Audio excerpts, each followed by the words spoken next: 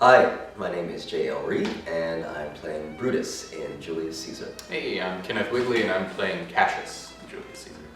Brutus is a man who is trying to serve his country in the best way he knows how. Along that path comes a lot of conflict, especially the title character, Julius Caesar, a man who he loves and admires, but has some grave concerns about the possible direction that Rome might head in. He's very dedicated to his friends, especially to Brutus, and he really holds the ideal of what a Roman should be. I think he sees that in Brutus, and he's very connected to Brutus in that way. I think I like going toe-to-toe with Cassius in the tent scene. I think that's my favorite, next to probably the assassination. The scene during the storm where Cassius really just gets to throw caution to the wind and is incredibly passionate.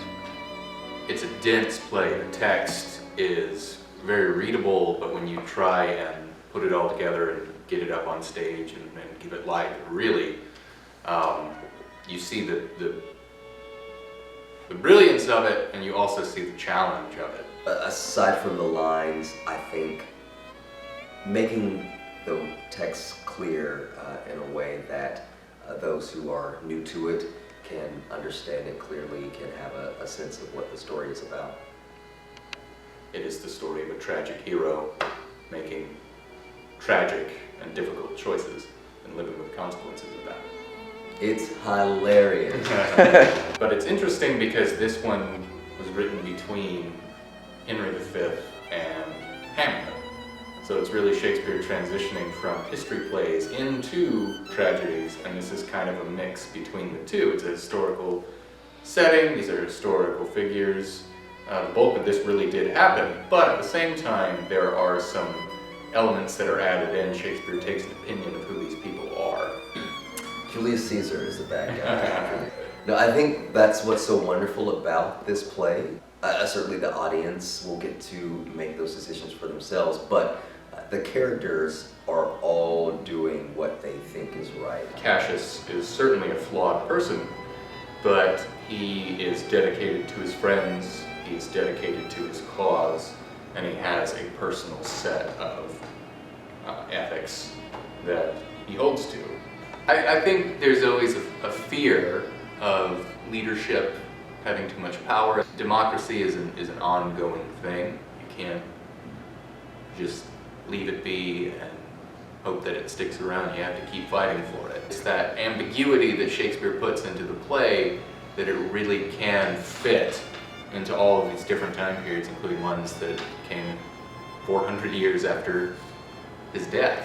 There's a lot of attention being paid to what's happening in politics, what's happening with our leadership, and there's a great, I think, fight, a great debate about what is the proper direction for the country. And I think within this play, of course, there's this great debate about what is the proper way to go about getting